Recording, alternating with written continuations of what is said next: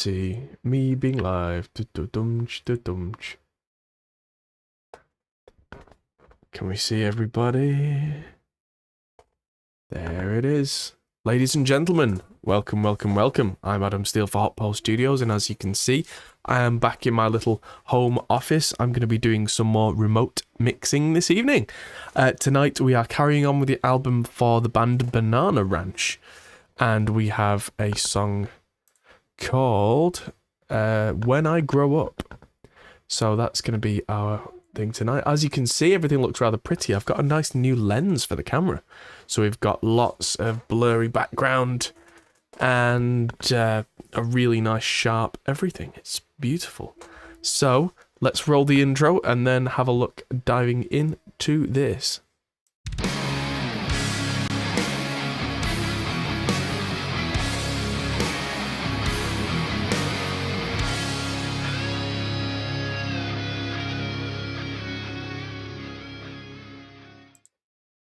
Oh yes, hello everybody. If I'm a little bit slow this evening, it's because I had a long nap and then I've just eaten a lot of food. Kind of the wrong way round. So yeah, everything's a little bit slow, but yeah.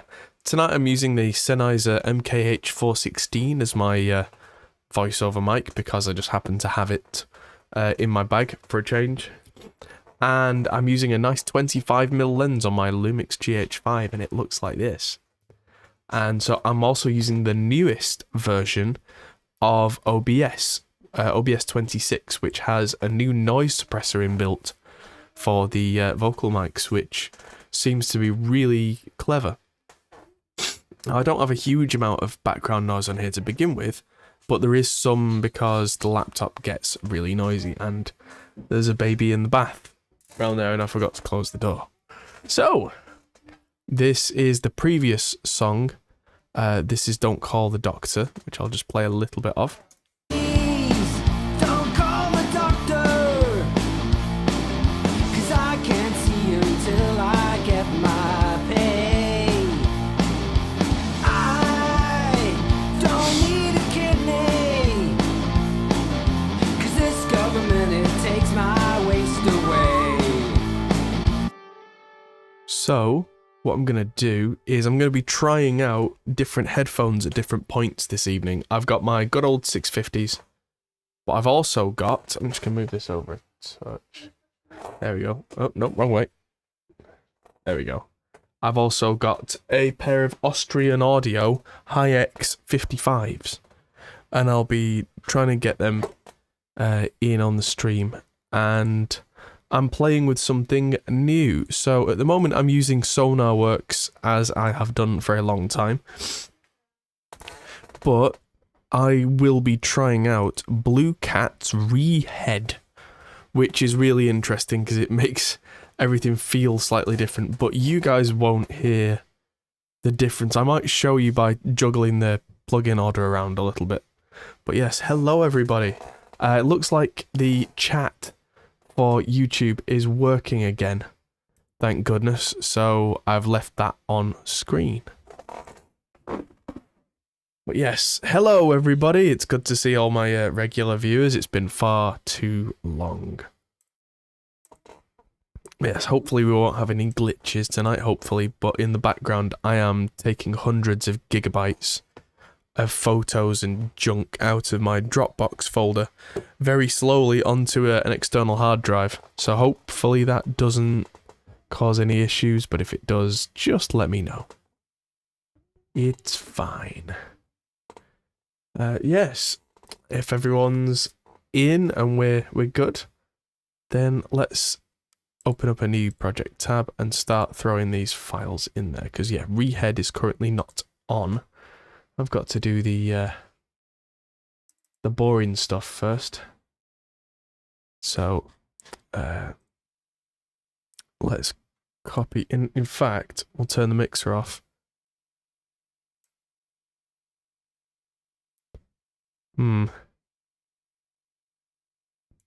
Let's just save this as, and then just delete all the audio out. That should save us a lot of time.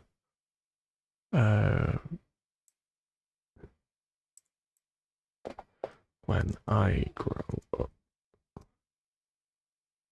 There we go. Because this is just mixing more material from the same album. Hopefully, we'll have some consistency. We'll make sure we clear our automation envelopes, so we don't end up with any issues. There we go. Very little automation on the previous mix. It's good. Now let's get the... oh, there's tambourines and shakers on this. So let's drop these in on separate tracks. So we know that's too many. Okay.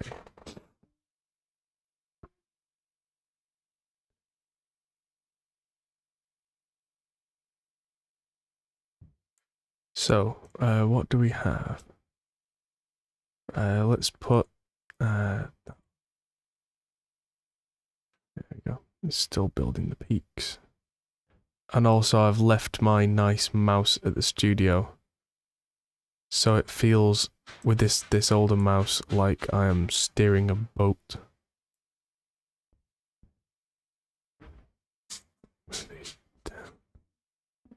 Overhead. Ah, right, okay, so everything is in the right order, I think. So there's that second snare that we're not using, so... Ooh.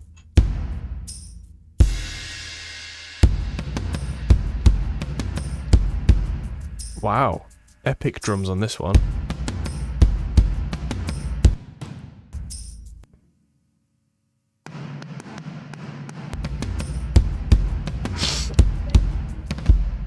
Might have to do some mix adjustment on this, because that sounds epic already.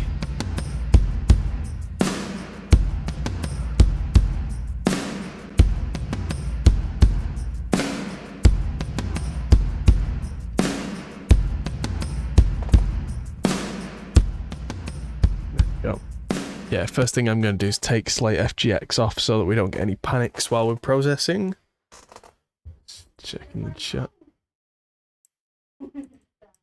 Yes.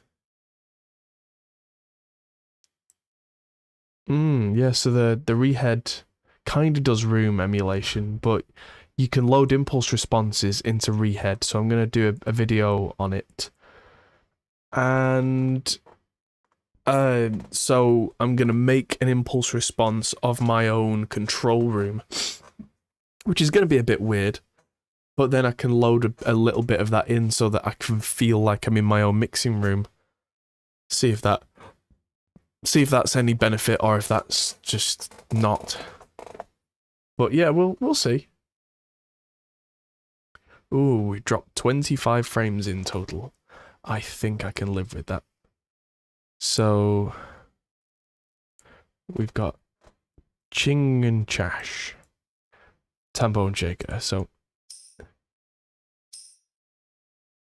that sounds tame, but that can have plenty of reverb.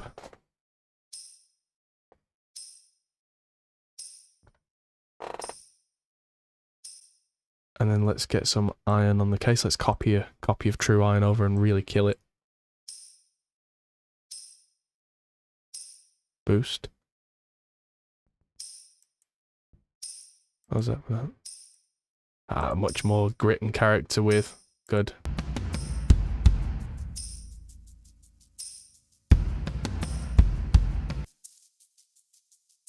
Oh, the shaker's already panned to the left, so I'll pan the tambourine to the right. And I'm going to drive this shaker a little bit. Use a copy of Mix Rack. What interface do I use at home? Actually, to my shame, right now I am using the Behringer UM2, the cheapest, most horrible interface. Whichever, if proof was needed that you don't need the best interface in the world, there it is. So yeah, I'm actually using the like under $30 interface right now, because I am holding out for the Audient Evo 8. And it just so happens, I think the UMC 404 HD... No, that's not in my bag, that must be at the studio. Yeah, that's at the studio in the live streaming setup there.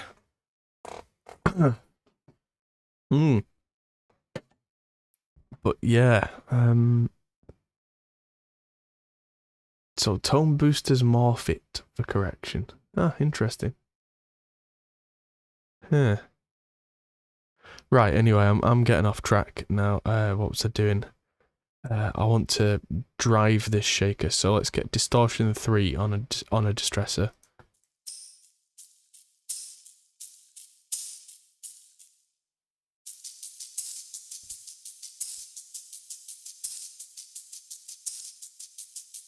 There we go. There's nothing quite like a little bit of distortion to bring something like a shaker out without it having to be particularly loud. Because that, I'll turn that off.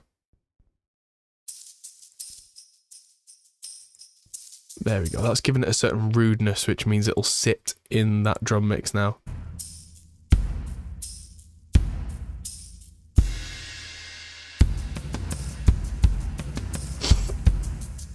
Yeah, there we go. No, the audience sono that I had, I don't know if you missed the whole story, but I had one, and it was great. And when the lockdown started, I brought the Arturia Audio Fuse 8 Pre from the studio here, and I sent my sono to Scott Elliott from Chernobyl Studios, and it got stolen in the mail. So yes, I had a sono, used it, sent it as a kindness to a friend, and it was stolen. So yeah, that was a fun day.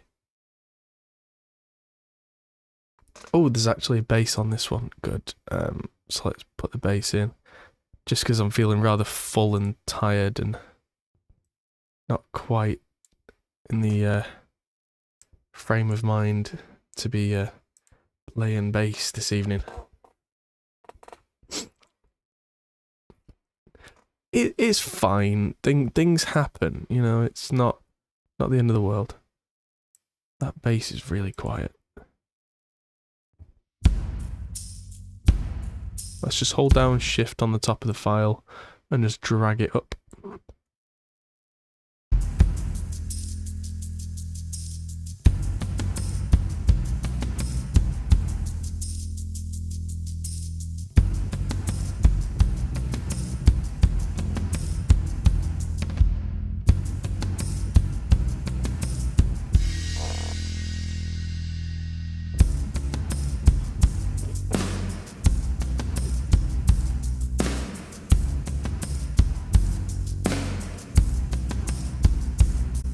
Yes, that's right. Audient did sort Scott out with a new one. I believe it wasn't a freebie, but they really helped him out with a good deal. And yeah, so he's now an Audient guy. It's great. Right, so it looks like there's a lot of silence on the rhythm section at the start of this.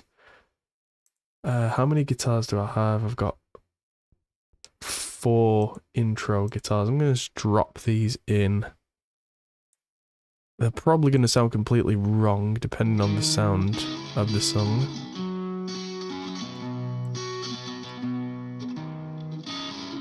Ooh, hello.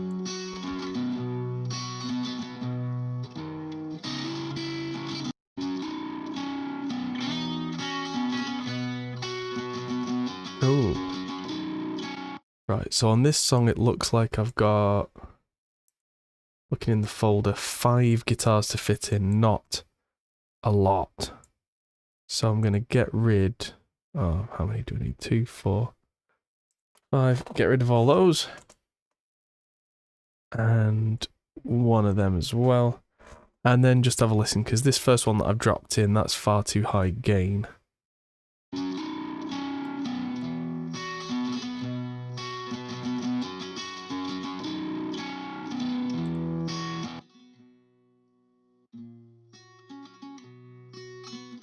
Ooh, nice on the clean channel though, on the orange.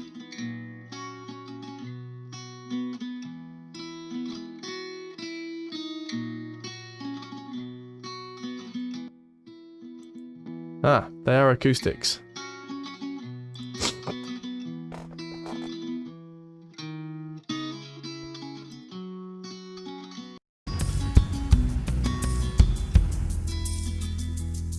That's really weird.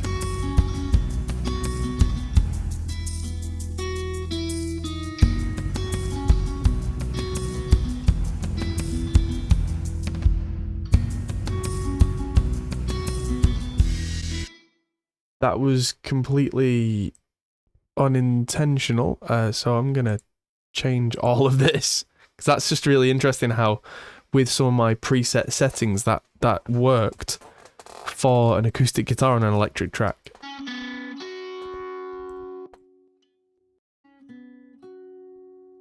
Right, okay. So I'm just gonna delete all the processing off these, and there is a guitar delay lead. So I'm going to call these acoustic 1 left, acoustic 1 right, acoustic 2 left, acoustic 2 right, and lead guitar. Let's just see how this lead guitar sounds. That was just really odd, but yeah. I am undoing that, but it was a happy accident that worked. It was a bit of a Bob Ross. Ah.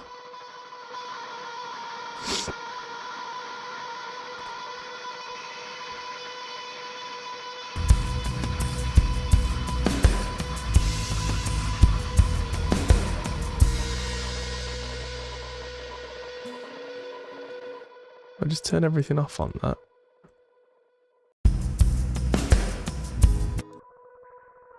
Ah. That guitar had loads of echo and delay and stuff on, typical Ricky.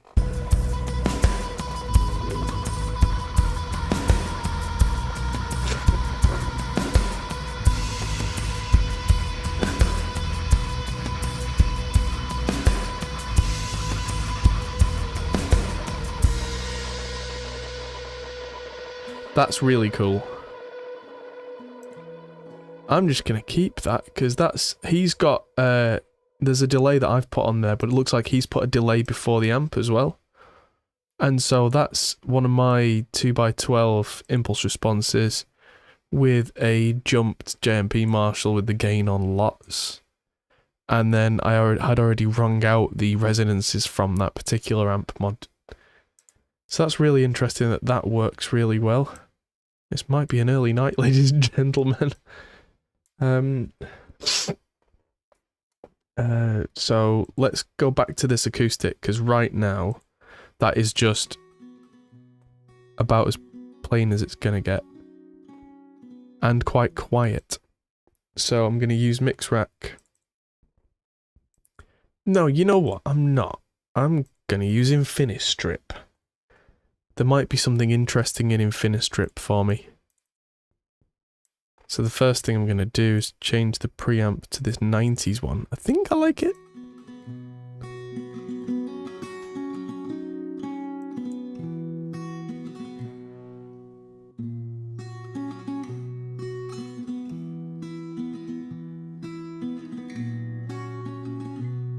Yeah, was nice, but I just needed more on this anyway.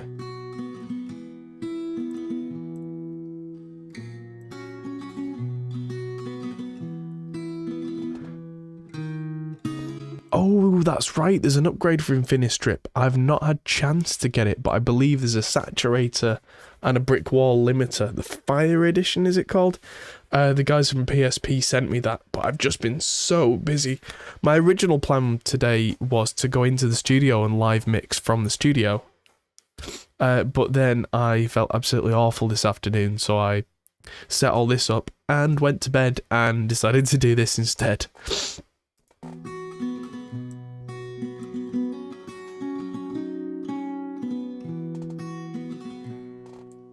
I don't think that needs anything. I think that's been perfectly microphoned. Well done, Ricky. That just sounds great. I need an assistant. Yeah, I very much do.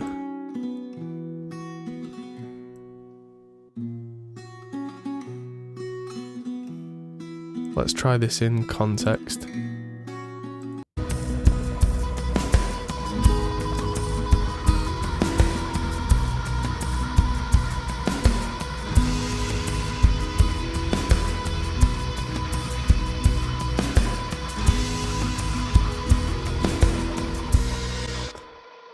There we go. Just put a few dB on the top there with this channel Q. Not sure this needs anything else, so I'm going to leave that there. So there's a second acoustic. Let's listen to that.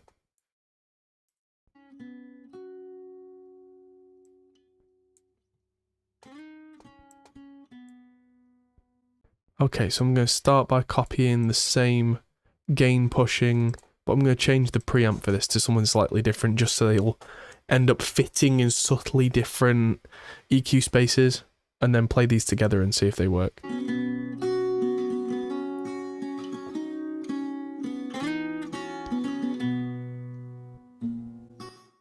Greetings from India. Hello, India. Following the Reaper course. Thank you very much.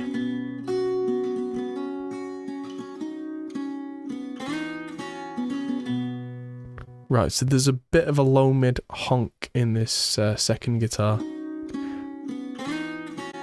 Where is it? 1K-ish? Yeah, there, just take that out a bit. Compress this a bit. Maybe bring the makeup gain up a bit to match.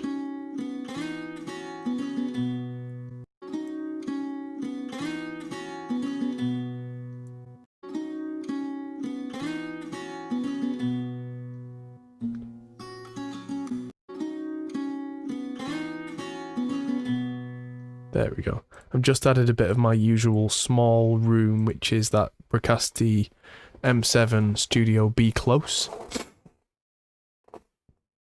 I'll test the not Audient headphones, Austrian Audio.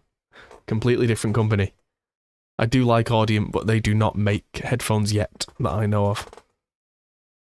Tunes with Jules getting into Reaper. Awesome. Yeah, these are really well recorded tracks. I'm really impressed with these. Yes. Yes, I thought, Al, you might have meant Austrian, but I thought it was worth saying for anyone in chat who read that and got the wrong idea. Because sometimes I do get products that are not out for the general public yet. Sometimes. That would not be one of them. That's not a thing. Everyone's making headphones sooner or later. How very, very true. Right. Let's take these off. And put these on. So these, you might have seen me with these at some point. Taking the headphones off makes me look like a mess. But these are, if it'll focus, the high X55s. And these are rather nice. So these are a little beaten at this point because I have been taking them everywhere. You can see from the scratches up there. Those went to Germany with me. I know. The Austrian company's headphones in Germany. But yeah, they flip backwards, which means that they're really quite comfy and easy to store. And let's get them plugged in. This lens's autofocus is really nice as well, which means that, oh, there we go. Everything suddenly sounds like it's through a radio, but they look nice. And let's go back to here. Everything is going to sound wrong to me for a minute, because SonarWorks has correction on that is not right. So what I've been doing is I'm going to turn that off and turn on a copy of Re-EQ that's not doing anything apart from taking the gain down.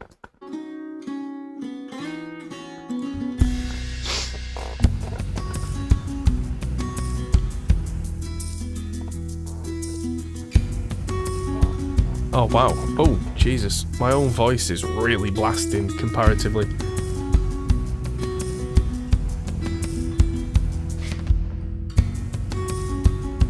And so, I'm going to turn on Rehead, but I'm going to, yeah, so I've saved this profile.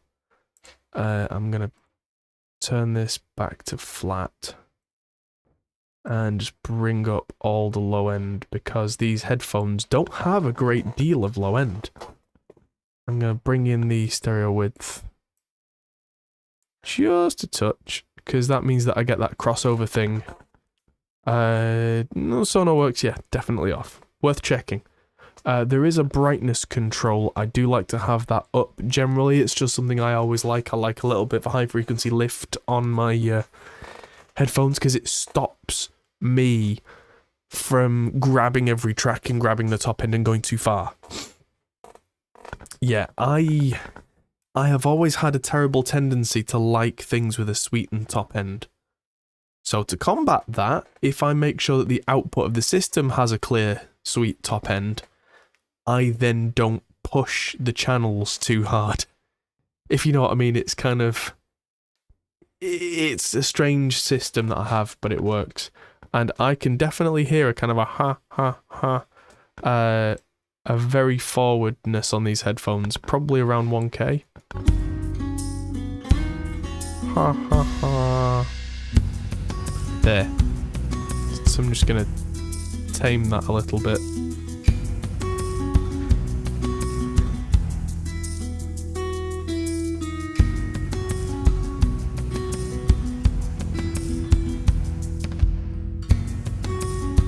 Wow, how much gain am I adding?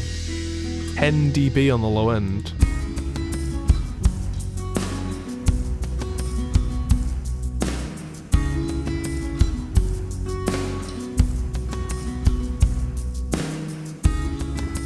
Yeah, it's funny because these headphones, they're billed as... I'm just going to turn them down in general because my own voice is blasting me. But because the UM2 is cheap and weird, I don't have a mixer or anything for it. Yeah, that's my review of the UM2, cheap and weird. But it means that I can do a stream like this, so it'll do for now, you know. So, come on, brain, what was I saying? Yeah, these are like the NS10s of headphones. They've got a very, very clear, defined mid-range. The bass is a little bit light. The top is quite neutral. Evening. How's the comfort? As in the physical comfort? They are so comfy. Their actual physical comfort is really nice. It's not velour earpads though, which is something I would have liked. These are the like pleather, fake vegan leather, which is nice. I mean, I can see myself in future relying on these for all of my tracking. Because everything in the mid-range is just super clear. But yeah. What have we got? Got an organ to go in and violins. So I need lots of tracks. Organ, violins, violin, come on, violin, 1, 2, 3, 4, 3, 2, go. And so, organ and violins, there we go, let's drop them in. Like Audio-Technica pads, yeah, that is that kind of thing. Yeah, where they're still a little bit stiff as well, but I can't hold that against Austrian audio. That is just the way that headphones are. When I first got the Sennheisers, the ear pads were a bit stiff. You do kind of wear them in over time. That's like a pair of shoes. They eventually will just soften and break in. I also got a pair of Bayer DT100s this week, the old grey battleships. And they're going to be used for tracking in the studio. I figured it was high time that I got some proper tracking headphones rather than using cheapies. So I'm getting some proper Neutrik extension cables for the headphones, so that issue's going to go away with the locking ends. And some proper tracking headphones that don't have like the small connector on the end, or if they do, it's a screw-on, so it's not going to just come loose in the middle of a tracking session. Those are the kind of things that I should really have done a long time ago. But we're here now. So let's move these all up and listen to... They should be there. Listen to the organ and mute the violins for a minute. Ooh. That needs more level. And that is mono. That's really nice though. That needs copy of True Iron with probably one of the later transformers driving it. I always find that organs do really well when you drive them because of the nature of the instrument. Not like Deep Purple Drive, but...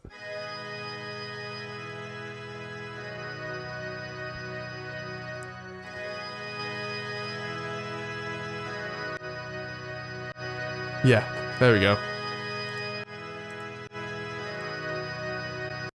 So this is going to need pseudo stereoing. So I'm going to have to go with the MDA pseudo stereo.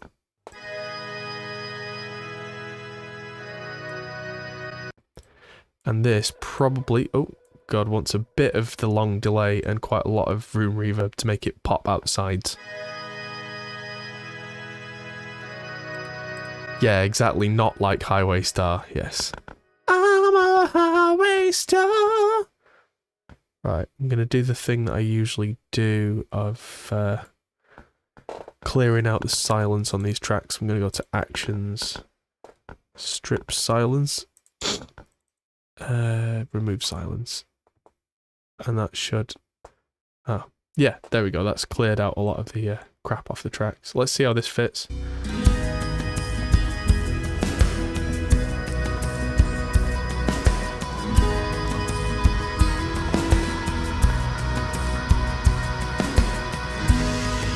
Right, so I'm just going to use a good old stock EQ. This has got a bit too much of that high mid now.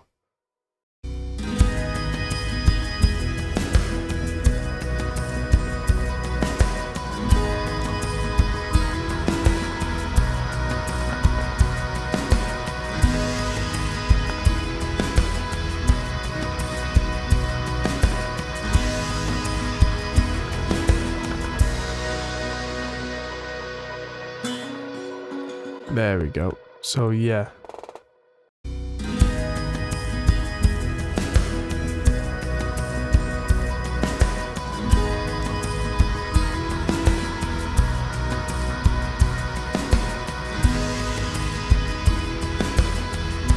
That's nice.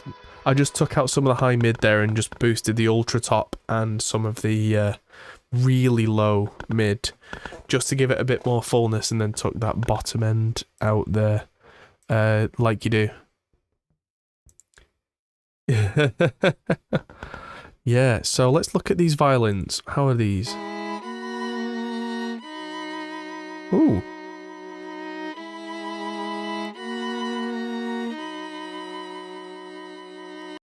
Nice.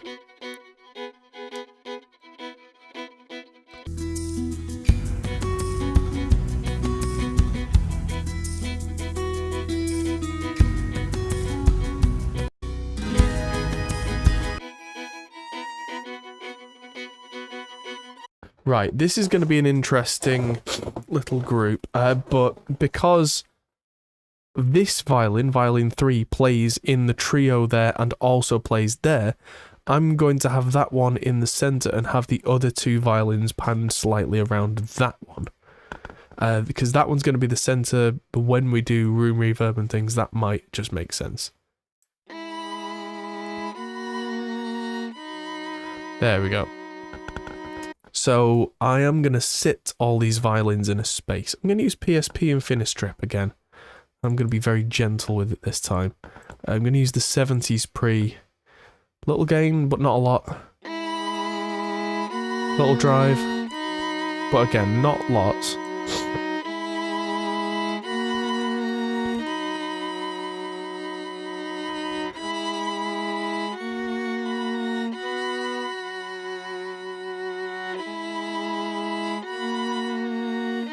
Ooh, that optical compressor is really nice. I don't have a clue how many channels I'm on yet, but it's not a lot. It's not nearly as many as it has been. There's like 57, but a lot of these have not got anything on right now. They're probably going to get deleted. Yes. So this is going to be all about sitting them in the space with the right reverb. So I'm going to start with the small room.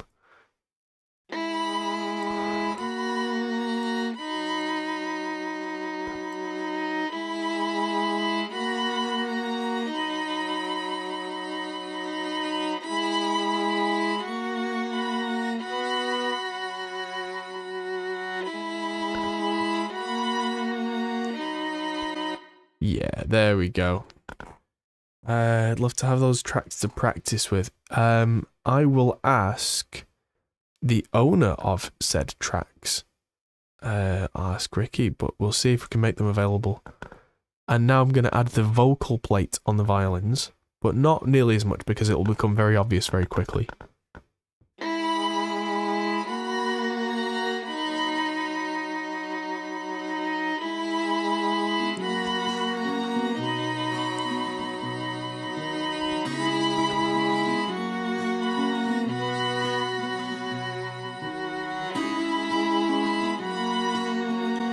Right, so firstly, this is really loud compared to everything else, which is fine, but also they're just dominant in those mids, maybe the 1K-ish range.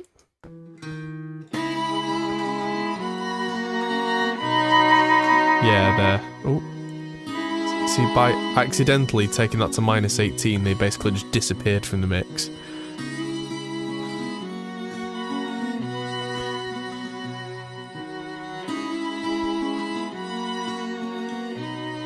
So if I just take them down by a few dB and then take the gain down on the compressor. These certainly sound like real strings to me. They're all separately tracked. And here's one. Without any processing.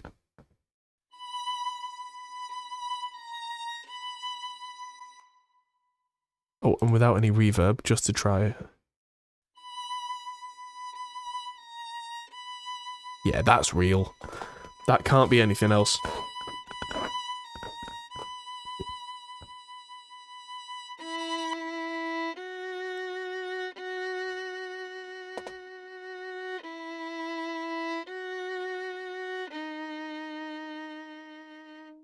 Yeah, that's real.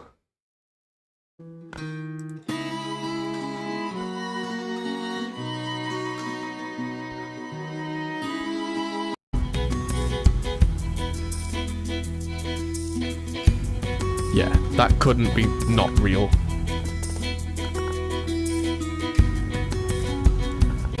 Well, it's actually, by the sound of it, the way that Ricky's done it, it's really, really dry miking.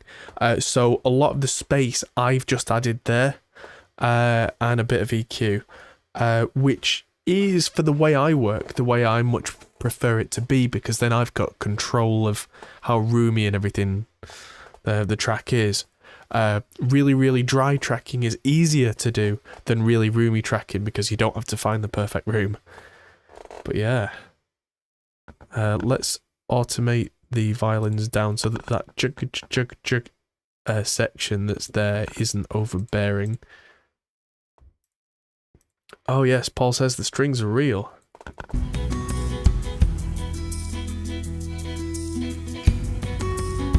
Paul, did you track those violins? And did you use your ribbon mics by any chance?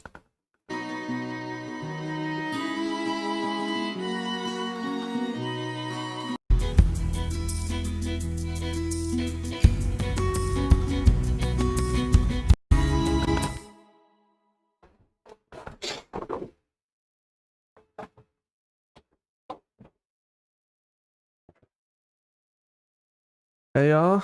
I don't know.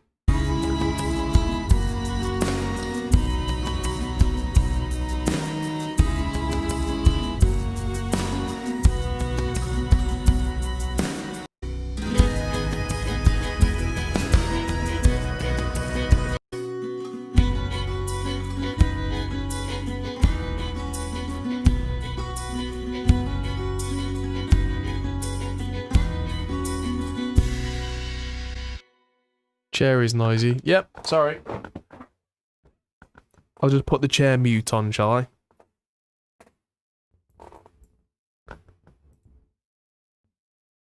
Or if you guys want to save up £1,000 and buy me a Herman Miller chair, then I will happily use it. What am I doing? Wrong button.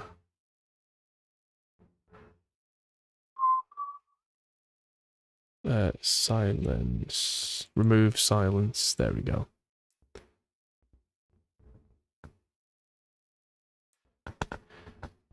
Yeah, if you could get that level out of articulation out of Spitfire, you're probably putting the kind of time into it that you were probably better off.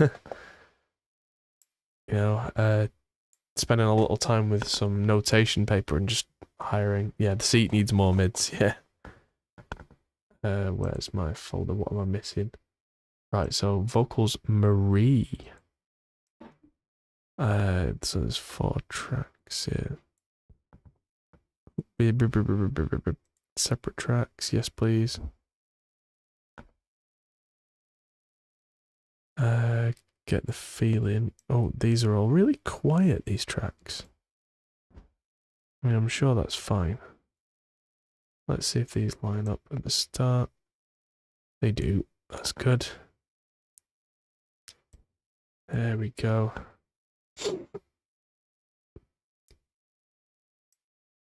Bit of WD-40 might work. Is there any way to get Reaper to default to separate tracks? Probably, but I leave that as an option because quite often I use it the other way around. If I'm working on film sound, I usually don't want them across separate tracks. I usually want them all to be serial. So because I use it both ways, I've never gone looking for that option. Let's bring the volume up on these. Aha.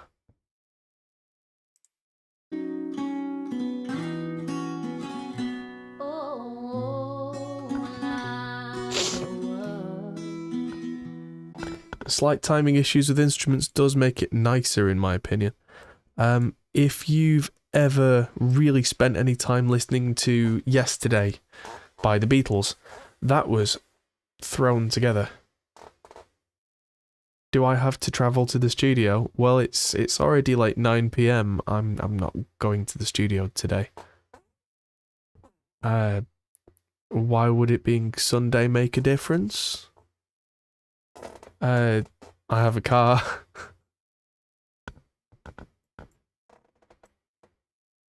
Right, let's mute one of these vocals, because this doesn't sound like the kind of song where we're going to want 2 vocals all the time.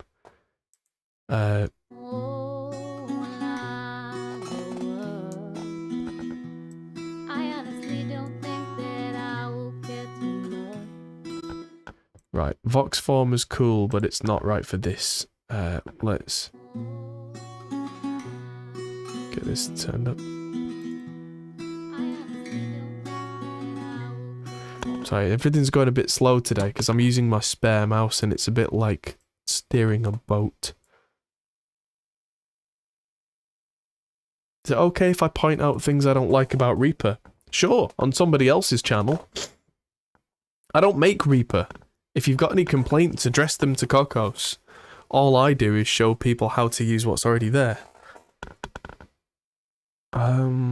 So yeah, no, not really. More volume.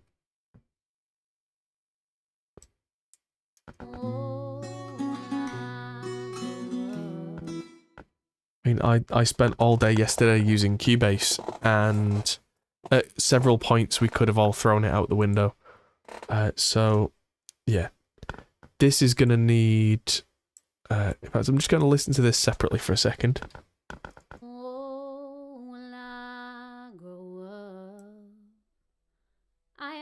Don't think that I will care too much. Oh, I honestly don't think that I will care too much. Right, so the first thing I'm gonna do here is I can hear reverb on the vocal and it's really gonna annoy me. So I'm gonna use RX8 deverb and just take a little bit of reverb away. I honestly don't think that I will care too much for all the things that could have been when I've got all I've seen. Oh, when I grow up and I've got memories. No, not deverb as in Pro Tools. Deverb as in actual de-reverb, as in like removing reverb. I honestly don't think that I will care too much for all the things that could have been Sounded kind of rude there. Well, you asked me a question and I'm in the middle of mixing, my friend. I'm in the middle of doing a thing. And so I'm sorry if you didn't like the answer, but I have to tell you honestly because I'm trying to focus on something else. I honestly don't think that I will care too much. Right, that sounds nice to me, so now I'm going to try adding the Blackbird U47 on there. Which is not what you're supposed to do, because I don't even know what kind of microphone it was, but hopefully this will sound a little nicer and bigger and warmer and thicker. Oh, when I grow up, I honestly don't think that I will care too much. Right, from there, I am going to add VCC mix bus in Neve mode. And I need a strong compressor, probably the vintage 116. And I'm just going to really dial that in. Oh, when I grow up, I honestly don't think that I will care too much. For all the things that could have been, when I've got all I've seen. Oh, when I grow up. Okay. And I've got memories to burn. And I have lived and I have learned. Okay, so the D verb could probably be a bit stronger And now. I've got memories to burn. And I have lived and I have learned. Bit more. Oh, when I grow up. There we go. I don't want it to be too heavy. This isn't like voiceover restoration. It's just that's going to bring a vocal forward that sounds like it was recorded in quite a live room. Especially as I compress it there. Room sound really starts to kind of multiply as you use compressors. And it's not something I'm a big fan of. Oh, when I grow up, I honestly don't think that I will care too much. For all the things that could have been, when I've got all I've seen. Oh, when I grow up. And I've got memories to burn. And I've lived and I have learned. Right, we're going to need to do some massaging on this vocal, but it sounds to me like it's nice, but it just doesn't fit. And all we need to do is make it fit. There's a big, low, mid, thing in this woman's vocal characteristic.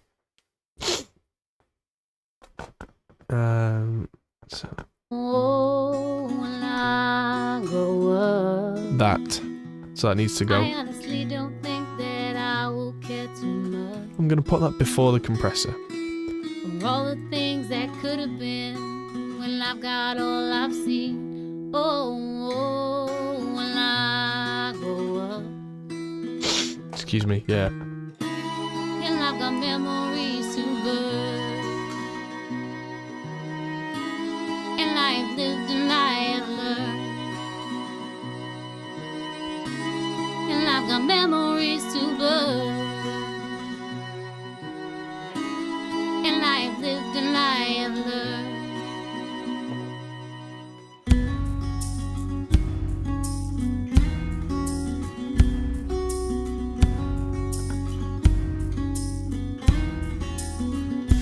Oh, when I grow old, There we go. will I remember all the stories that I've told?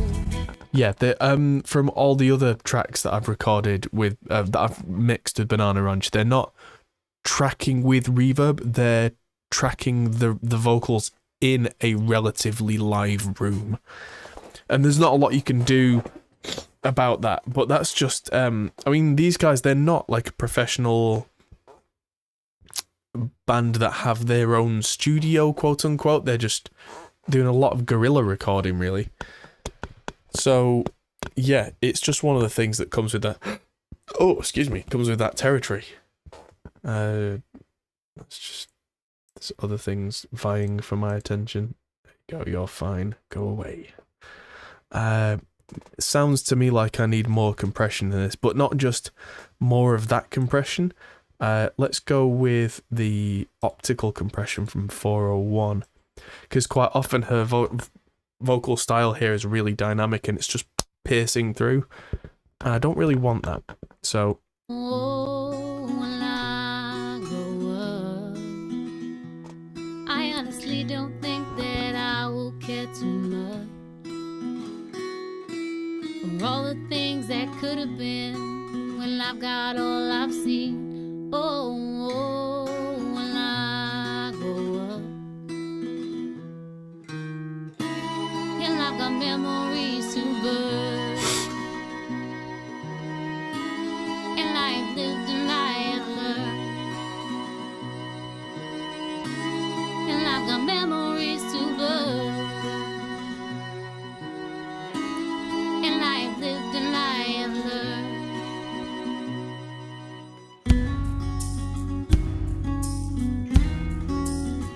right, there's still something I'm missing. I'm after a certain thickness, so I'm going to have 2 copies of True Iron running in a row, but this one I'm putting specifically on this track.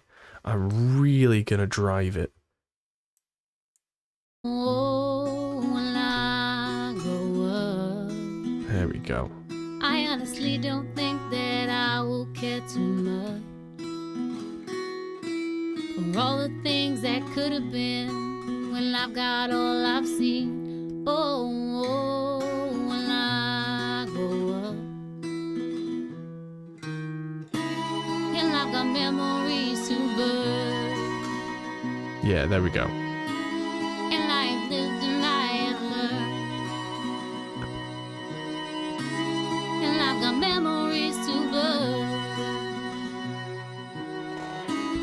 And I've lived and I have learned. There's a certain particular resonance in here that I'm just gonna try and find. Oh, when I grow up, I honestly don't think that I will care too much for all the things that could have been when I've got all I've seen. Oh, when I grow up. There it is. So I'm gonna take some of that out, and without any more harmonic content, I am just going to add in. I liked a little bit what that I heard, that 400 hertz ish. Oh, when I grow up. Yeah, the smallest changes can have the biggest effect. But yeah, Oh, when I grow up. without that, Oh, when I grow up. can you hear on that? There's a ha, and then with. Oh, when I grow up, I honestly don't think that I will care too much for all the things that could have been when I've got all I've seen. Oh, when I grow up, and I've got memories to burn. And I've lived and I have learned. And I've got memories to burn. And I've lived and I have learned.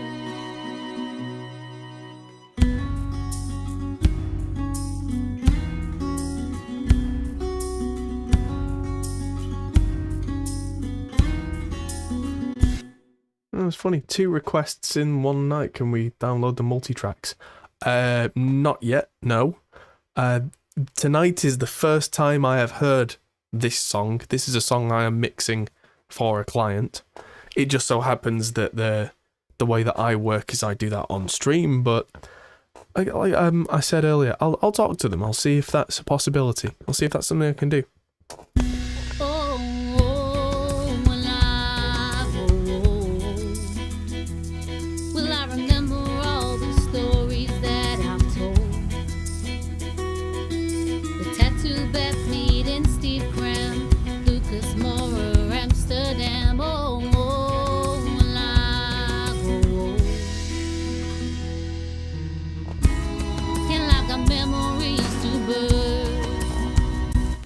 what I might do at this point is, this sounds like a nice point with enough energy where I might try and add that second take in just gently underneath. There's already a Vox former which will keep this under control, and there's micro shift which will make it kind of stereoized. Usually much more up-tempo poppy stuff, but if I keep that very quiet, more as kind of a thickener. Let's see what happens when the second take is laid underneath. And like a memories to burn. And I have lived and I have learned. And like a memories to burn. And I have lived and I have learned. Yeah, that's nice, but it's too dynamic on the second track. And like a memories to burn. And I have lived and I have learned. Is that really loose? And like a memories to burn. So I'm going to really heavily drive the compressor on these. And like a memories to burn. There we go. And there's... Oh, that should be a... And I have lived and I have learned. There we go. Really take the low end out of this. And like a memories to burn. Let's see what this sounds like sat underneath the main one now. And like a memories to burn. There we go. So I'm not hyping the high end on this second track because I don't want sibilance and all the top end to clash. If this was a real up-tempo song, I might let the second track have more energy to add more excitement, but that's not what I want here. I want it to feel all like warm and fuzzy and cuddly. And so let's see how these work in context now. This is the second time round. This is chorus 2. Amsterdam, oh, oh, when I go. And like a memories to burn. And I have lived and I have learned. And like a memories to burn. And I have lived and I have learned.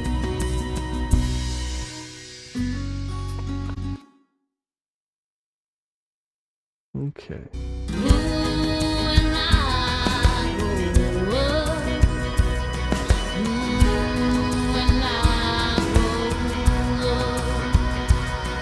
Yeah, when I grow up.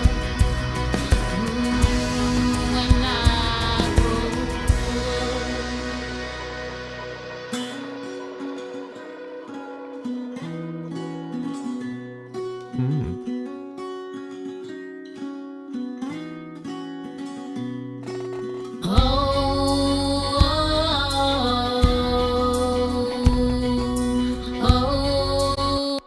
So, oh, there's backing vocals here, right? Okay, that's right.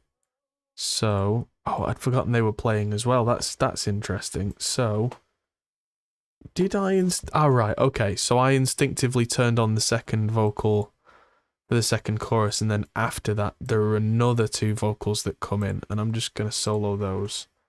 There are backing vocals, yes. That's the next stage. I've not even added the files in for those yet, so those are coming. I don't even know what they are yet, but the way that I'm thinking about this today, I'm trying to do it kind of layer by layer by layer. That way I'm not overwhelming my mind with 100 tracks or a lot of tracks, however many it may be. Depending on the track, sometimes depending on how I feel on a day, I will lay them all out, but generally I will then mute groups until they're right.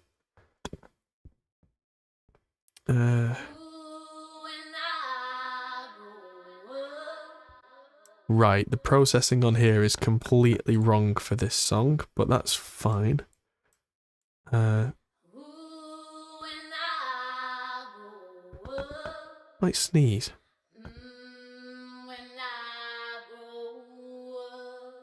No, I think I'm okay. There we go. This is going to need a real heavy, probably FET compressor, because there's a in there, which... okay. Jirel, you have earned yourself a ban. Goodbye. When I'm teaching mixing in the studio, I will not think twice about removing somebody from the studio who is being disruptive to the rest of the class. And so, goodbye. I'm trying to think, and you keep chatting away in the corner. Bye. Do I prefer to work with twin monitors, or does it not bother me? I do prefer to work with twin monitors. That's a good question. But you guys then can't easily see what I'm doing. So yes, HD 650s versus Austrian. I'm going to take these back off, to be honest. And go back to the 650s and see how well I've done. This is a bit of a litmus test for me. My ears are starting to ring a little bit from the mid-range on those things. Oh, that's better. Let's turn off Rehead and go back to SonarWorks. The two are very similar, but I've got everything set in SonarWorks for these.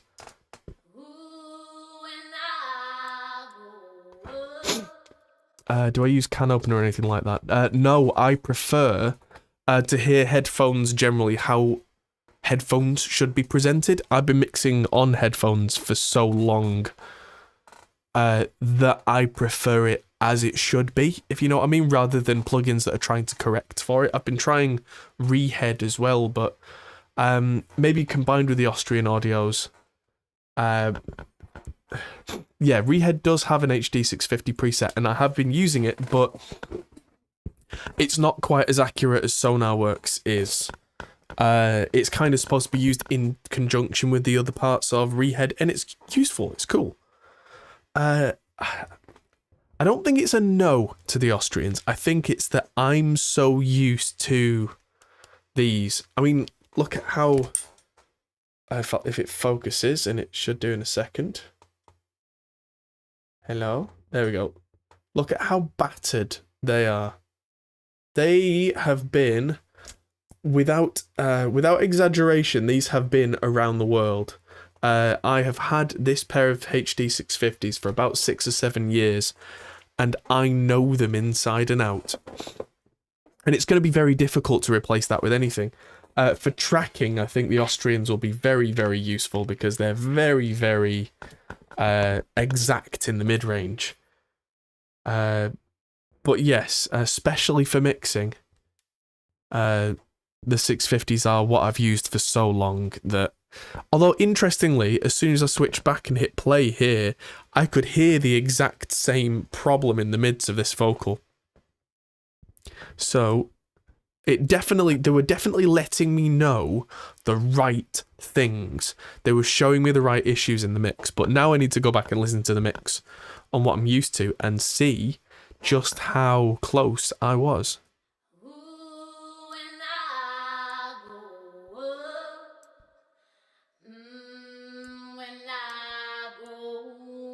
Right, so there's a muddiness that has to go. And there's a honk. Where?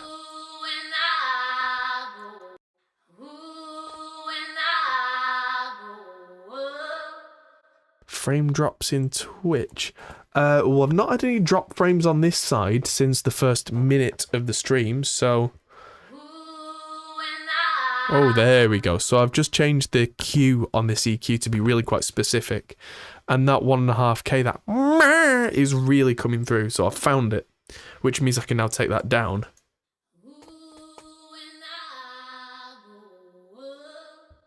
And to hit the compressor harder instead of pushing the threshold even further down than that, I'm just going to push the gain on the preamps.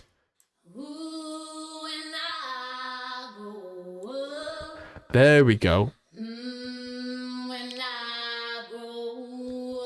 That is now iron flat, which means that... Oh, actually, right, I've worked it out. It's not the chair that's making that noise. See if I can show you on the camera, actually. No. Yeah, there we go. So, the microphone is actually too long and is knocking against the stand. So apologies, everybody. That's a lesson learned. But yeah, Well, the note sounds sharp. Pitch-wise, it probably isn't, though. That's a tonal thing. This is something you have to be very, very careful of, everybody. If there's a tone that is piercing, that does not mean the note is off key. That means that you've got a rogue frequency somewhere that needs dealing with, whether it's the singer themselves, whether it's mic position, whether it's microphone choice, whether it's a resonance in the room, whether it's a harmonic in a preamp. That doesn't mean you've got a bad vocalist. It doesn't mean you've even got an out of tune vocalist, and it's worth trying to train your ear to separate the two.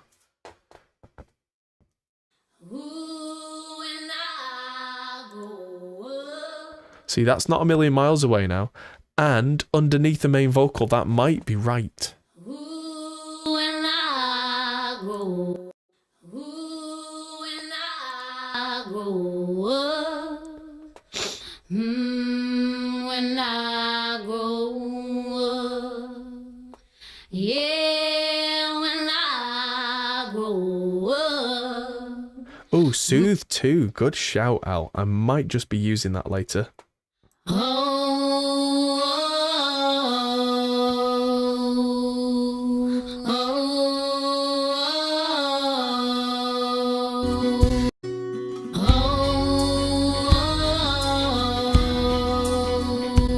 Right, so another thing that I have noticed is I'm just going to automate. I've got loads and loads of vocal channels that can just go, so I'm just going to get rid of them. That'll clear my brain out a little bit. Come on.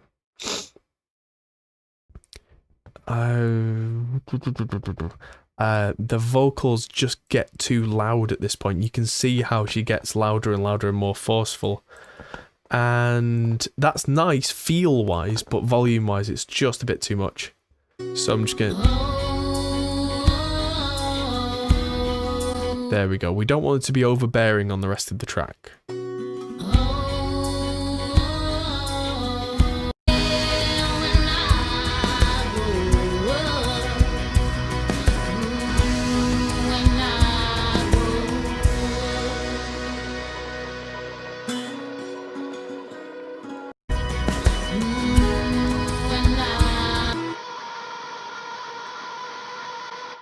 Right, that scratch guitar there is nice, but because it's right down the middle, it needs a bit of a stereoizer, so I'm going to copy one of these pseudo stereos that Reaper has onto it.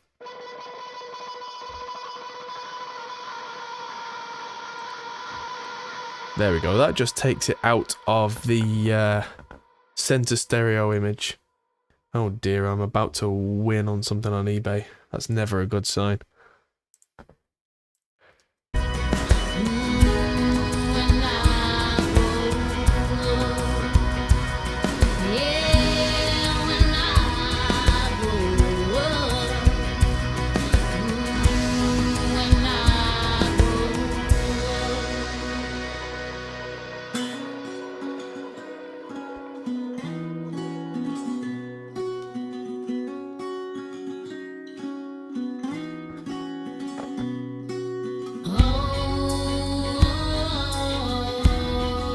Right, so that's sounding nice, but I am still missing some vocals. So I'm going to throw Ricky's Oohs and Harmonies. This is going to need 3, 4, 5 tracks, and I only have 3. So let's get these in and just see. I'm just going to hide the mixer. If these all finish their sentences, if these all line up nicely. So these should all start on bar 4. There we go. Why did I pick bar 4? I don't know. I'm silly. There we go. As long as they pick a certain bar. And then I'll just strip the silence out of these as well with that action. Action, there it is. Strip silence. Oh, auto trim split items. Remove silence. There we go.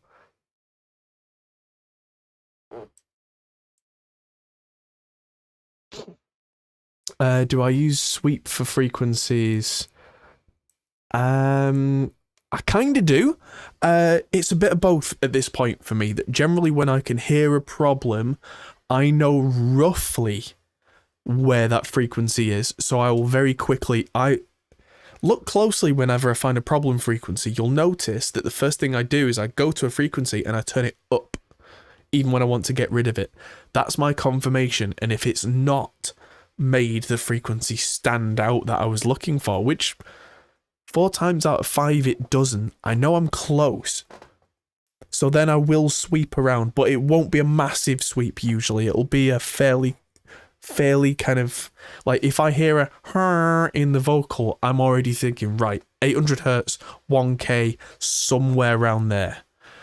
So I will dial in that, and if it doesn't hit it, I am sweeping a bit, but usually very quickly using that sweep. Which is why that's a good question, because if you've not seen me doing the sweep, it's because I'm probably doing it relatively fast. Because I wasn't a million miles away, even though I didn't actually hit it. Violin at 20 hertz.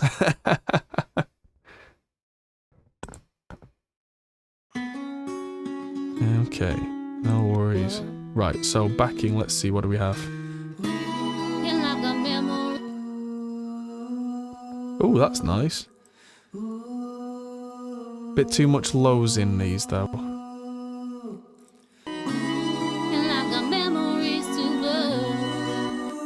Ooh.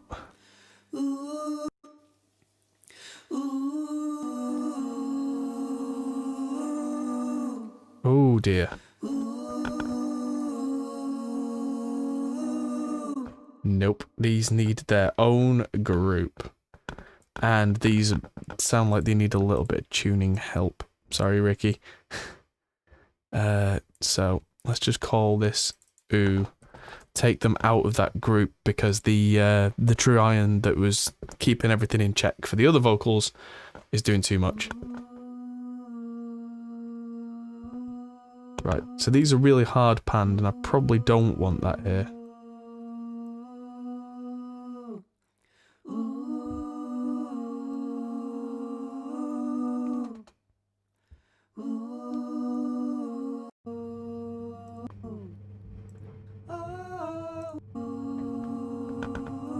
Right, so let's bring up my old copy of Auto-Tune just on one of them. Put it in chromatic mode. So I can see it doing me a B, A sharp, B. So this is in B major.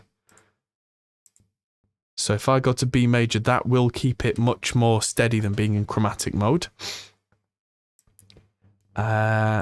And that will do a little bit of humanization, because we don't want this to be completely off the charts. And then just copy paste that across all of them, and then see.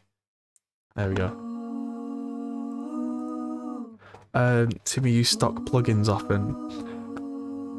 Sorry, buddy, I don't really use stock plugins. I have done mixes entirely in stock plugins to prove a point that you can. But a lot of the plugins that I use because I like the sound of them. And Reaper is just a vehicle for that. But it also means that a little pitchy dog.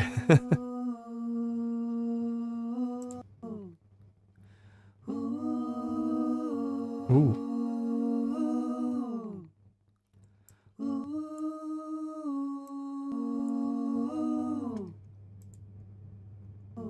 Let's tune these slower.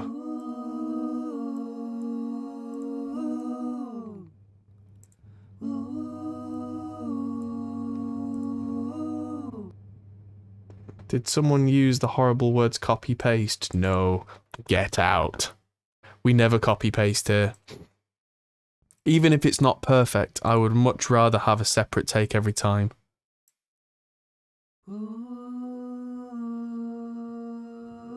It's more real. So that was close enough.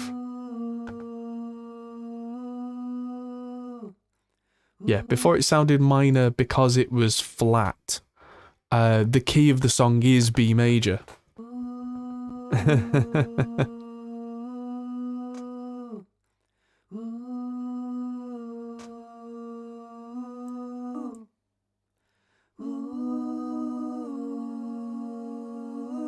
Yeah, because earlier Ricky was going flat on that 7th, which gave you the minus, the flattened 7th, which is the Aeolian mode natural minor, and the harmony wasn't quite reaching the major third, so it sounded like a minor third.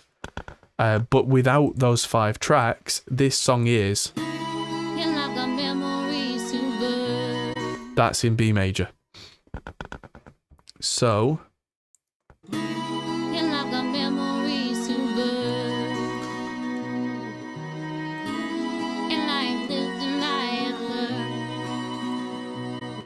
There we go. So plenty of room, plenty of plate on these oohs now that they're vaguely in tune.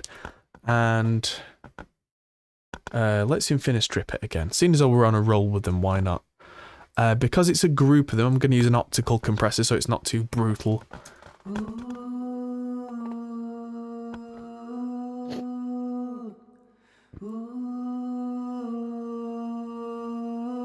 Take the low end out a lot. Because otherwise these backing vocals have, relatively speaking, quite a lot of low end in them, and they'll then sit in that space, which if they were a lead vocal, I would want them to have their own space in a mix. As a backing vocal, I don't want them to really have their own space in the mix because I don't want your attention drawn to them. I am using some slate today, Chris, just not a great deal. I've got a few mix racks going on, like there's loads of mix racks over on like the bass and the shaker and everything. But I just felt like using the Infinite Strip on some of this stuff today, and it seems to be doing the trick. And it's also proof that it's not necessarily about, oh, you need this plugin or this tool to do the job, as long as you've got something that achieves that goal. And these just have slightly different flavours, and I like them. Excuse me. Yeah, sorry about the sniffles today, it's just I'm slightly worn down, that's all.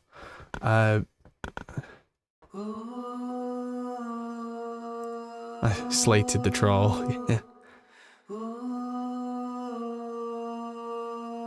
I can now hear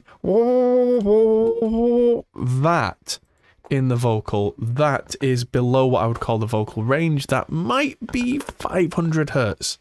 Might be 400. But this says 500. Let's give it a go. Got it first time. So let's take that down a little. There we go. Vocal sounds cleaner. Cleaner's probably what I want on the backing. Oh, thank God somebody's outbid me. I was bidding on a 1080 Ti graphics card, and it's just gone for more than I was willing to pay for it. So, fine. Good. Great.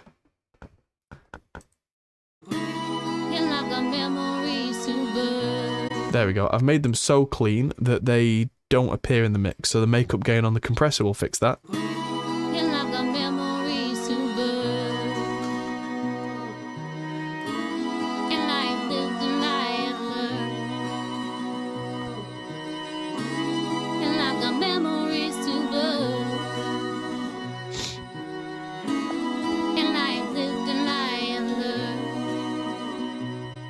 Do I use both high and low pass filters on backing?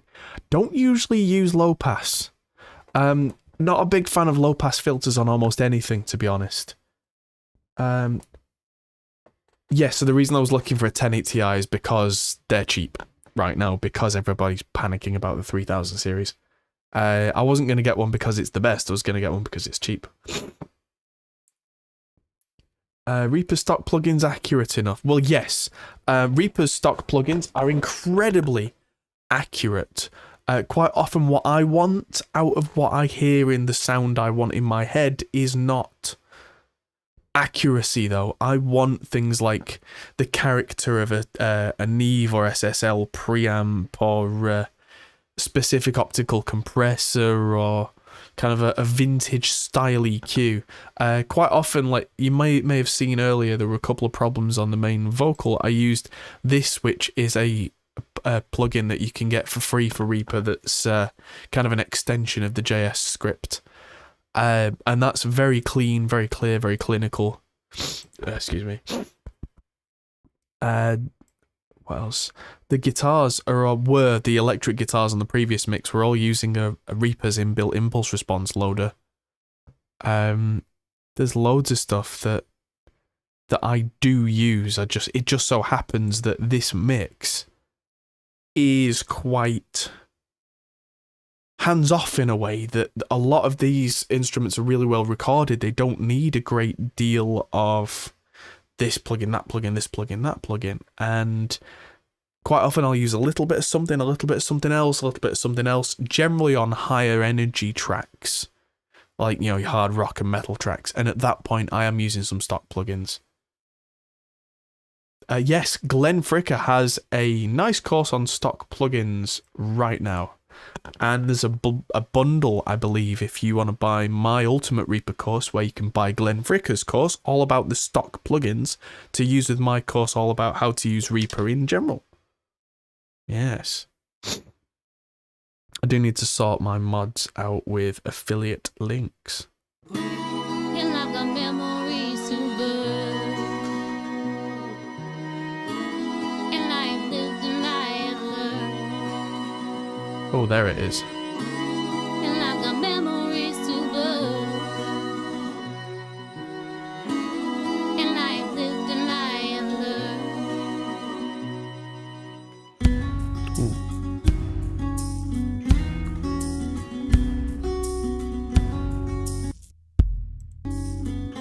Where's that punch come from?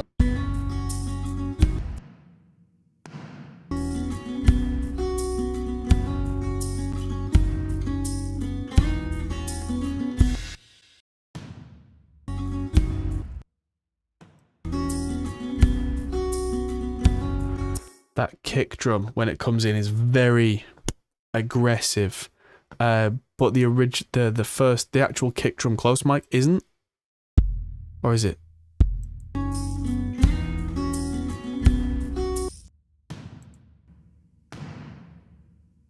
Those are the ones that are giving it all the attack. What have we got going on here? Okay, so there's a compressor there. Yes, yeah, Marty, I'll give you updated links. I've changed all my system round recently in the last few weeks. So yes, we will have proper... I'll just turn the attack so it's ultra slow. But sorry, ultra fast so it doesn't let the k of the kick through.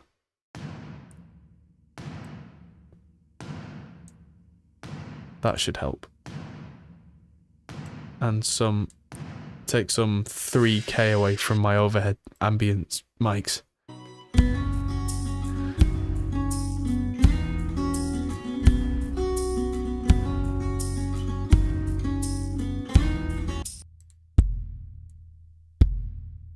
What have I got going on here? Everything. There we go. So I'm doing some unusual stuff here. You can play with the attack on a compressor on a kick drum. Usually the slower the attack, the more punch you get. This particular song is a bit of a weird one where I don't want on the kick. So I've actually gone to the compressor and turned the attack all the way really fast. So instead of the kick going doof, it goes woof. And the attack is kind of taken over by the compressor. But in this rare instance, in this unusual situation, I want that. Because I don't want the kick to be thundering through the mix. I want it to be loud and proud, but I don't want it to have that blam. So let's just play from a little further back. And I've lived and I have learned. There we go.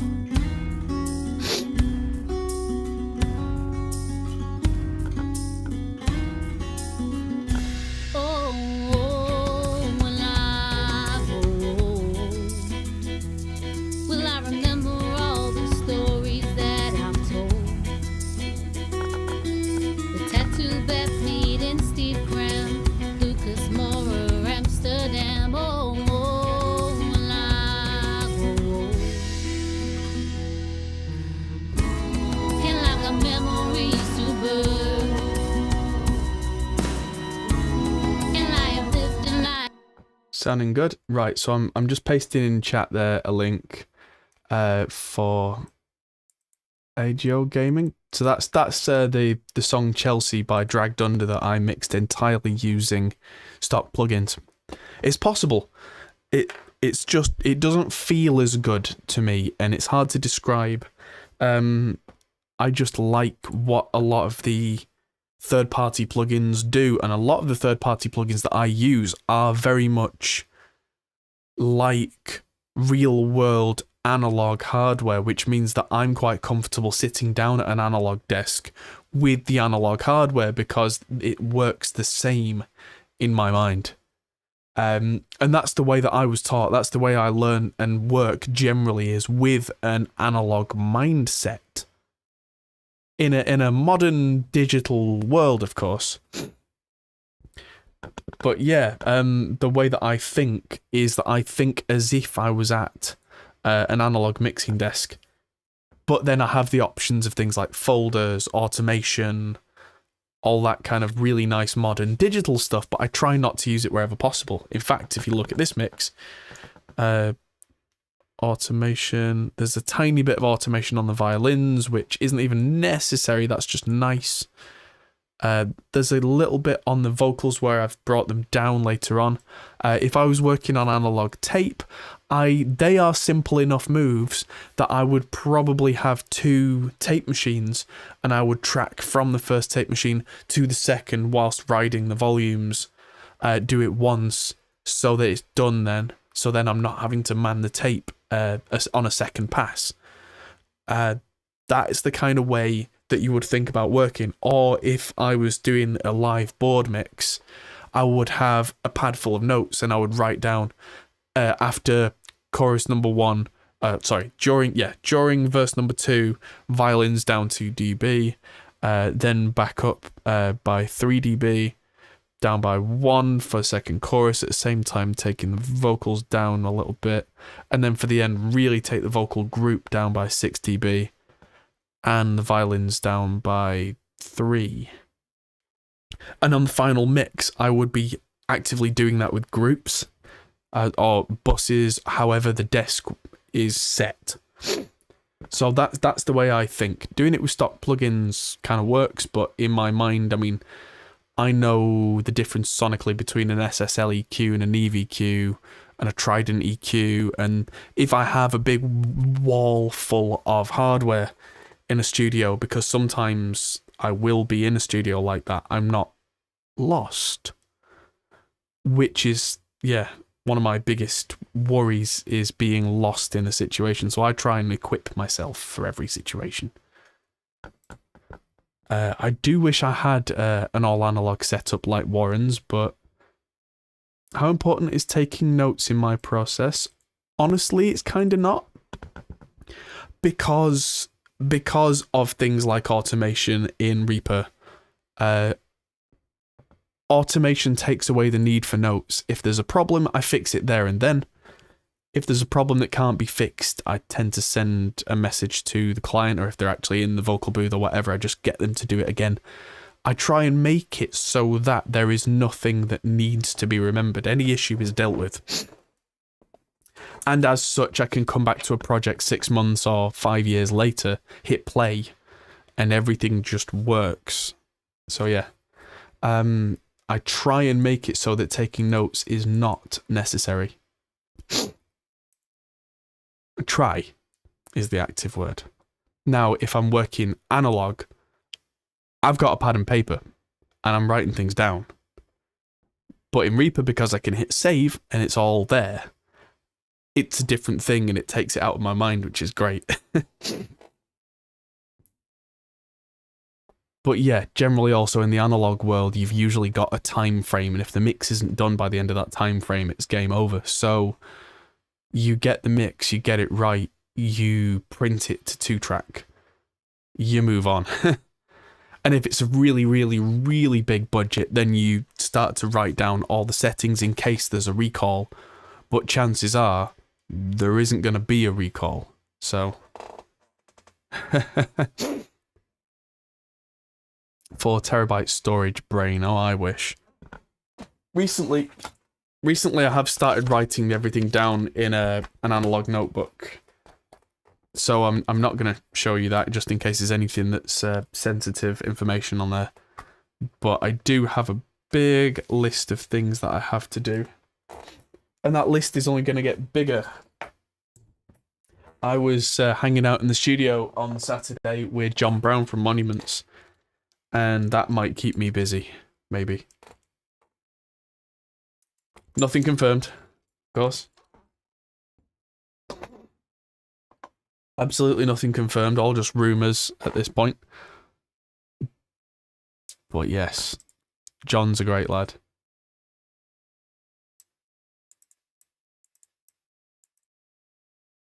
Ah, yes, so you don't need third-party plugins. That it's just, and I don't use plugins because they're third-party. I use particular plugins because I like what they do. So it's worth saying that, definitely, that like I really like the way that the Slate Virtual Mix Rack works. The way that this whole setup is laid out. I used to, before this, use like Waves plugins and some stock plugins, and I would have a compressor, an EQ, a de-esser. I would have a big list of plugins, and now with the Virtual Mix Rack, I can have one plugin and just drop them in a nice order. Oh, if any of the stock stuff in Pro Tools is holding you back, make the leap. There's nothing in the stock stuff in Pro Tools that you cannot get easily and quickly. But yeah, I mean, there are things that, like, I have other plugins that do a lot of the things that Virtual Mix Rack does, but it just isn't always as quick. Yeah.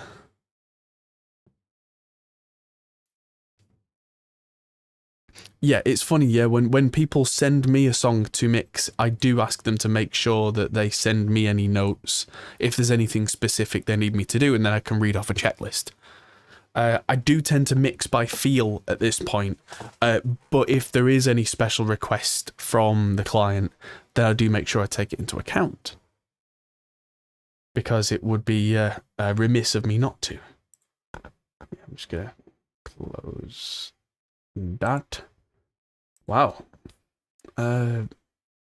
Just saw the stats for my channel. That's cool. Where am I up to? Let's play this whole thing back and see if anything sticks out. I'm going to listen to it at relatively high volume. I don't do that very often. These have been speaking volume up till now, if not just a little bit above. But I do like to test the mix a little louder to see if anything jumps out. But I don't consistently listen at high listening levels, because that's a good way to destroy your ears and leave you having to come back the next day to continue the mix. So.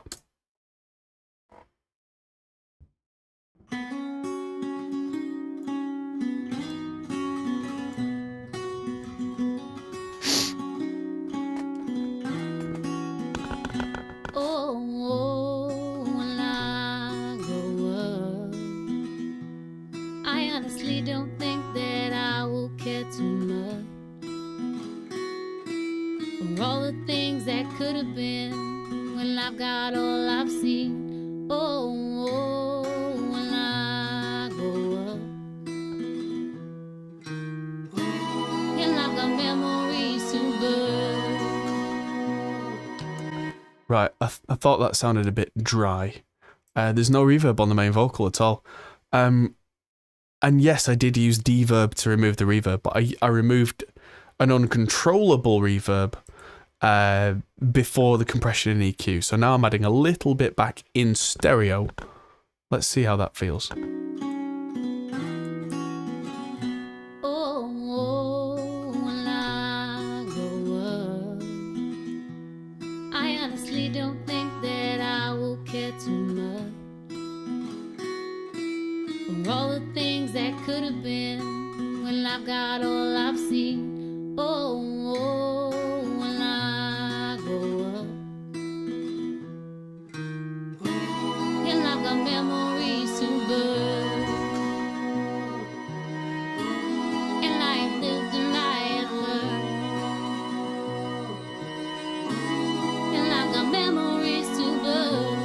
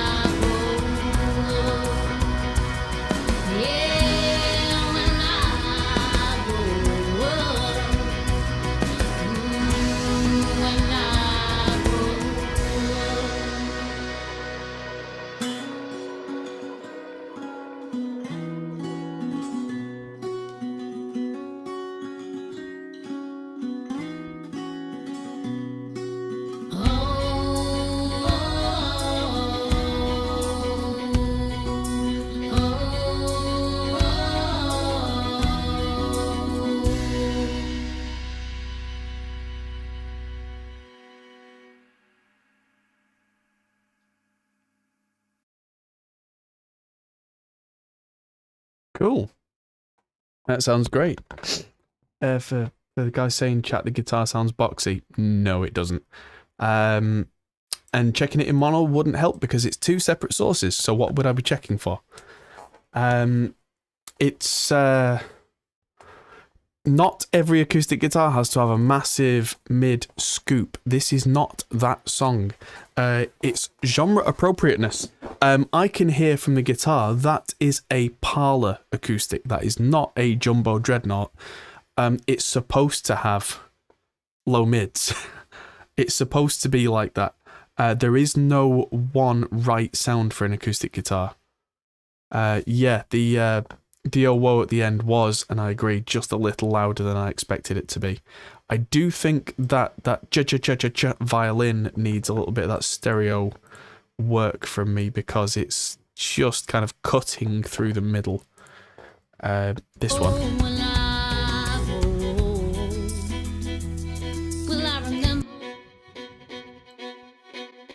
That's the kind of instrument there where if I was tracking the musician, I would have asked them to do a second take there. Not because it's bad, but to double track it so that I could get it out of the stereo image a little bit. It's got a bit of that Outlander type kind of faux Scottish Highlander thing going on. Let's go with that. Yeah, MDA pseudo stereo. It's a Haas. It's also its comb filter, so it's not the best in terms of mono compatibility. This,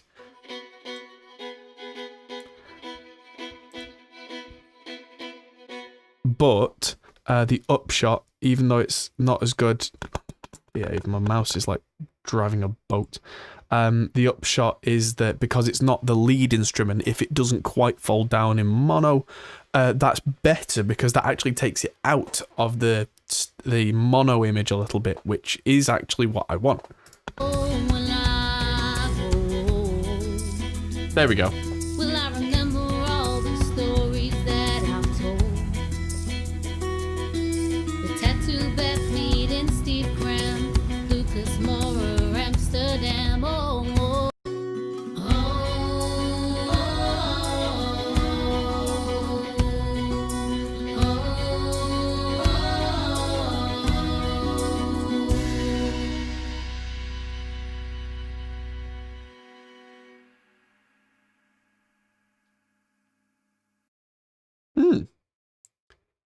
Yes, it is all live recorded as far as I'm aware. But being the mix engineer, I don't actually know because I wasn't there. But that is my assumption. It's all been recorded live bit by bit. Okay, I'm sorry if you don't feel the guitar sounds right, but it sounds right to the rest of us. So leave it there. Reverb is only in the side channels? Huh. Wouldn't need to deverb if you remove the side channels? What? How's that work? We've got a mono source. oh, when I grow up, I honestly don't think that I will care too much. For all the things that could have been when I've got all I've seen. Oh, when I grow up. Yeah, sounds good to me. It's using a Bricasti reverb there, which is a very natural sounding reverb. Oh, it is cross-talking in chat. Alright, got you. Yeah, I mean, the guitar sound is very what I would describe as natural. It sounds like it was recorded either with a ribbon or with a not overly bright condenser.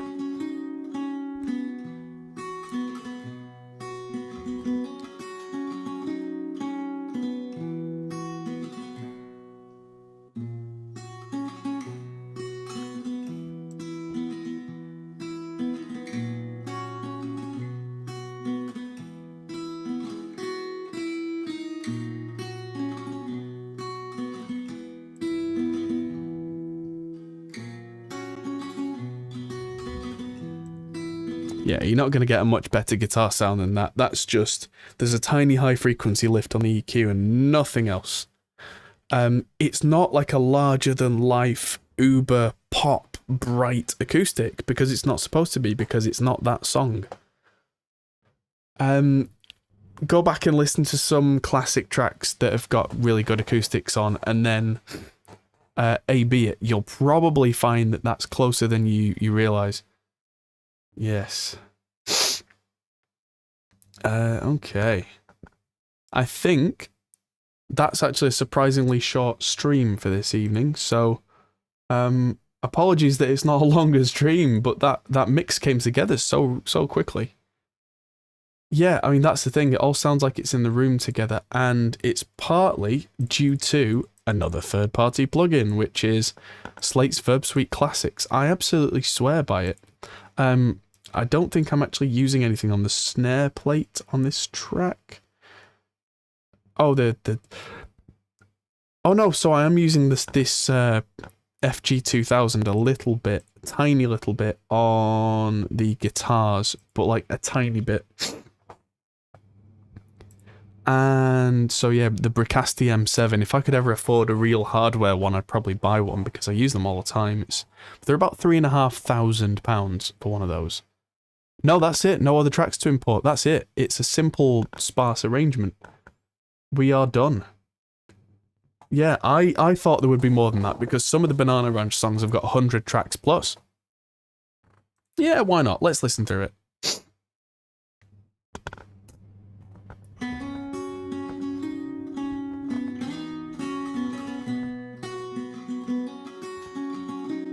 Actually, one more thing.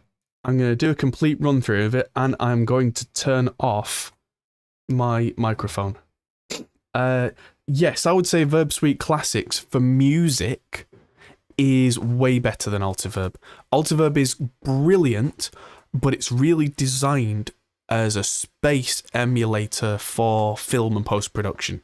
It's got some good settings in it for music, but Verb Suite Classics is very much aimed around that. And the Bricasti M7 is way better than Altiverb, but the price difference is real. Yeah.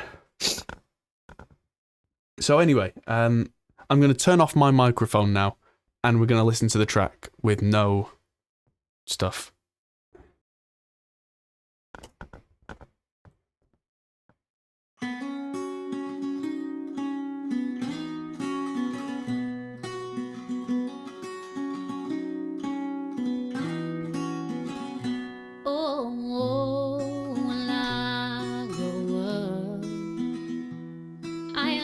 Don't think that I will care too much for all the things that could have been.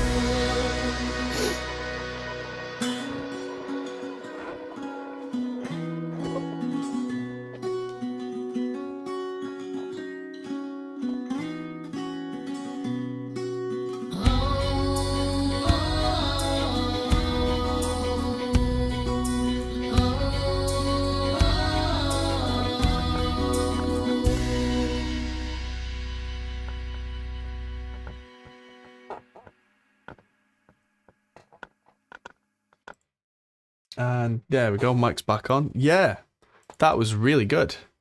I'm happy with that. Oh, stop. Yeah, I'm really happy with this one. And I suppose the main thing is I just made sure that I didn't overdo it. Because sometimes that's, as a mix engineer, that's the most important thing, is don't overdo it. And yes, save. And I've just put FGX on the master just to give it a bit of a volume kick, but that shouldn't audibly change much. Will I remember all the stories?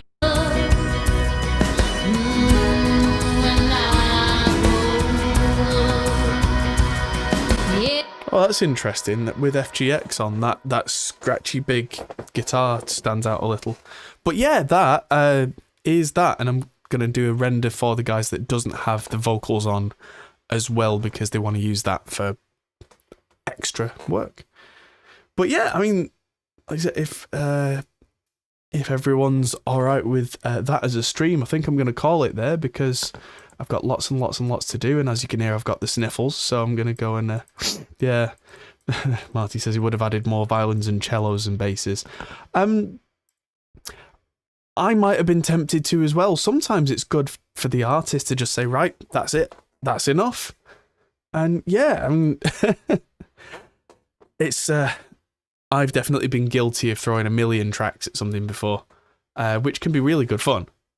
But yes, that was really good. So I'm putting out a video tomorrow, and then on Tuesday I'll be back for another live mix stream, but I will be in the studio on Tuesday, and I'll be mixing a Mischwald track for the German pop punk band that I mixed a few weeks back, but it's going to be a different song. What's the RMS? So at the start we're looking at minus 20-ish. And the loud bit,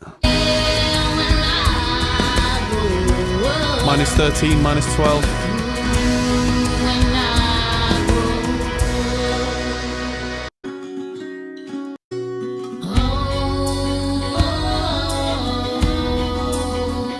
Yeah, so it's absolute peak there. It hit minus 12 for a second, but yes. It doesn't have to be super loud, especially with modern mastering and streaming. With that being at minus 12 at its loudest, that's probably about right for Spotify. Any louder than that, and they'd just take it down a little. Now, if it's a big, heavy energy track, and it warrants that extra limiting, that can work fine. But a track like this, that would only damage it. So, it's a good level to be at. So yeah, that is it. And yes, so I'll see you all live on Tuesday, and there is going to be a video probably in 42 Gear Street tomorrow. But I've got so much to go out, and so many people like, put this video out, put that bad video out, that I'm going to try and get a video out every day this week. It's going to be a busy week. Yes. Do I keep a compressor on my master? Well, I've got True Iron giving me a little saturation, and it was only at the end that I turned on FGX. There's no compressor on there. I'm not a big fan of master bus compression. I have never quite got on with it. And I was talking to John Brown about this, that he swears by it, and it's so easy to overdo and then end up killing everything. So I try and mix in such a way that I add the characteristics that you would use a master bus compressor for on my separate tracks, and then it just kind of gels on its own. So that's me. But yeah, it's what works for me. There is no right answer there. There's no wrong answer. What works for you works for you. But yeah, that is all, and I will see you in a couple of days. Goodbye. Hey everyone. That might be the end of the video, but if you fancy carrying on this conversation, we have a Discord server. Link is in the description. We're also on Patreon, which is something you can really help us with. We also are on Facebook, Instagram, and Twitter at Hop Hole Studios. See you there.